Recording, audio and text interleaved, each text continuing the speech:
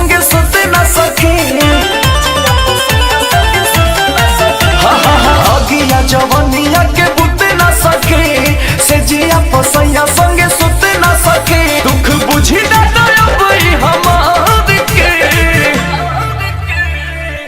तमान करे मुँह देखी ना भातार के।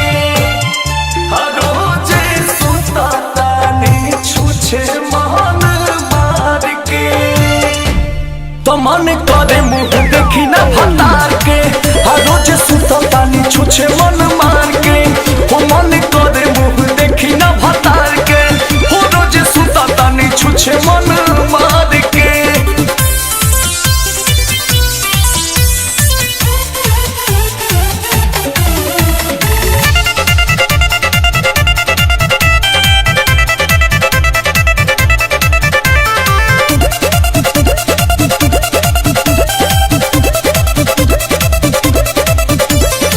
भरे न मनता धनी बलम के, लेके सके हमका चाहती है।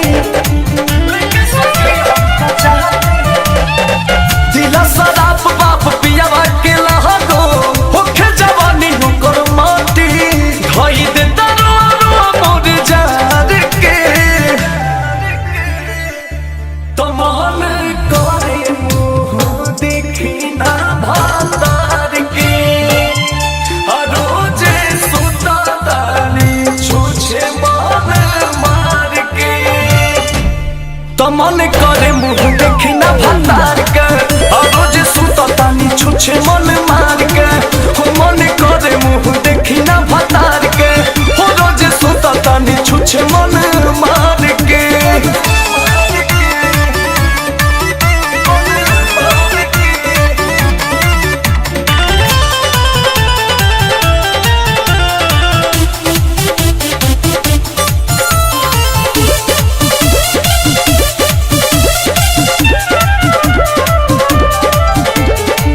जगला भर में ना देही में साते, सुतेला वो करवते। गरादा अंकुश के याद आवे कतना, सखी हो पूछो ही माते। जब याद आवे नैहर वाला प्यार के, तमान करे मुँह देखी ना भातार के। रोजे सुता तानी छुछे मन मार के, तमन करे मुँह देखी ना भातार के। हो रोजे सुता तानी छुछे मन मार के, मन करे मुँह देखी